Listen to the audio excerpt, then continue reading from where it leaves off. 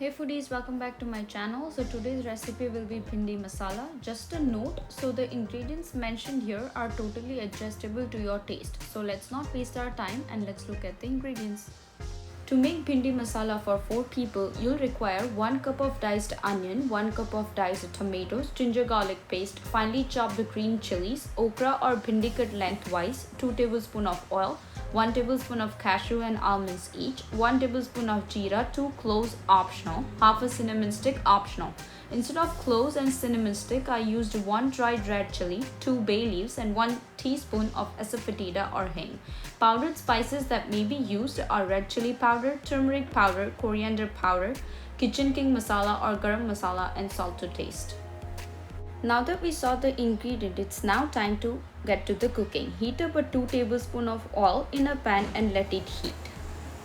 Once the oil is heated, you may now add washed and dried bhindi and let it cook for about 2 minutes. Make sure that bhindi is really dried. After about 2 minutes, you may now add 1 tablespoon of squeezed lemon and remove it in a bowl so that it can rest. In the same pan, add an extra tablespoon of oil and let it heat. Once the oil is heated, add diced onion, tomatoes, ginger garlic paste, almond, cashews and cook it for about 2 minutes.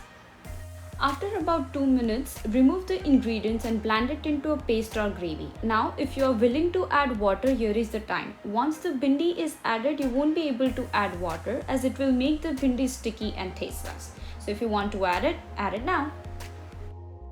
In the same pan, heat up an extra tablespoon of oil or simply just skip adding the oil. Once the oil is heated up, add dried red chili and bay leaves, jeera. If you are using cloves and cinnamon stick, this is the time when you add both of them. Once it is heated up, add hing or asafetida and let it cook on a low flame so that the whole spices doesn't burn. After about a minute or so, you can now add the blended paste and let it cook for about 2 minutes on a medium flame.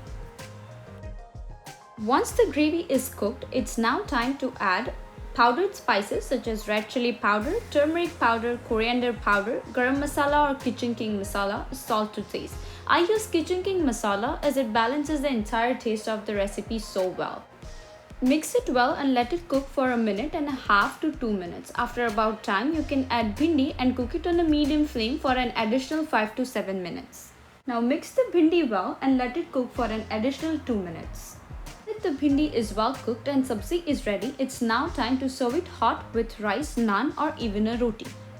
If you like the video, please hit the like, share and subscribe button and also press the bell icon to receive the updates. Also, if you have any questions or queries, please comment in the comment box below.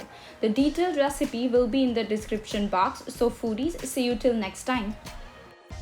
So thanks for watching. Hope you guys liked it and hope you guys enjoyed making the recipe just as I did.